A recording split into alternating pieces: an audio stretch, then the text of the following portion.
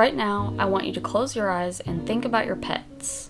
If you don't have a pet, then you can just think of somebody else's pet that you love, or just animals in general. Now, how do they make you feel? On a scale of 1 to 10, how happy do they make you? Would you say that your animals actually improve your mental well-being? Well, if you said yes, then please give this video a thumbs up and keep on watching. Even if you said no for some reason, you should still give this video a thumbs up and keep on watching anyways. So I've always been really interested in human-animal bonds and relationships and how that can affect a human's mental health to have that relationship with an animal. I did a few presentations on it in college, and so now I just wanted to make a video about it. As I was doing research for this, I came across one article that talked about an online survey that was conducted of 2,000 pet owners. And in this survey, they found that 74% of pet owners said that they reported improved mental health because of their pet. So a little bit of science behind it. Positive human-animal interactions actually lowers your blood pressure and cortisol level, and these are both indicators of stress. So you could really say that spending time with your pet and having a good relationship with your pet is a de-stressor. Having a positive relationship with your pets also increases your levels of oxytocin, which is the chemical in your brain that creates bonds and love.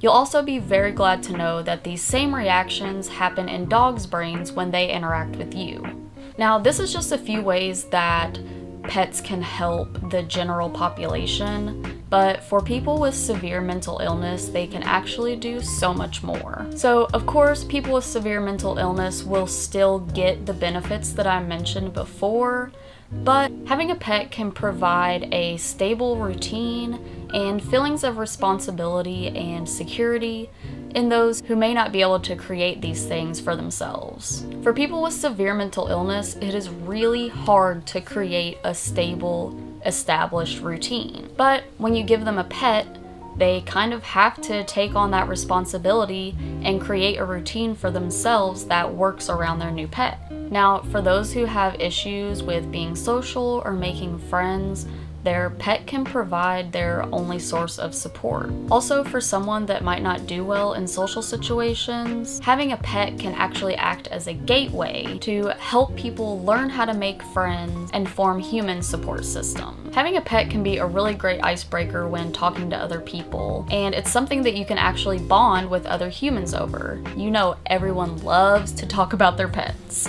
Now, this is just what a regular pet can do for people with severe mental illness, but this is very different from a service animal, therapy animal, or emotional support animal.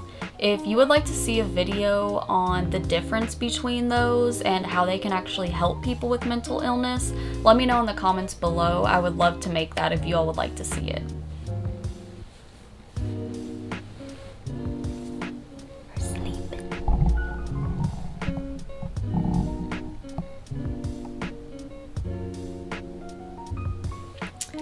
I also just wanted to kind of talk about my experience with being a pet sitter and dog walker and how it's helped my mental health. So obviously, as I've stated before, just being in the presence of animals can lower your stress and create feelings of love and happiness. I truly do believe that my job of being with animals all day, every day has improved my mental health. So aside from the fact that I get to hang out with animals all day, it also just gets me outside. Especially during winter, I get really bad seasonal depression, and sometimes just getting out of bed seems impossible.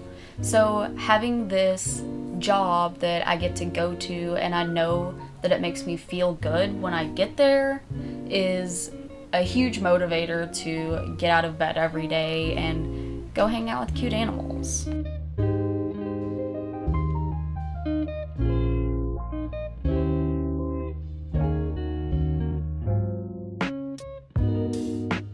Also, the fact that I'm getting daily exercise with walking dogs is really good for anyone's mental health.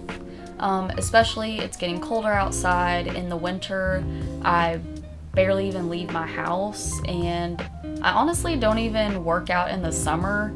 So having something to do, some kind of physical activity, has been really awesome for me, and I really do feel healthier than I ever have.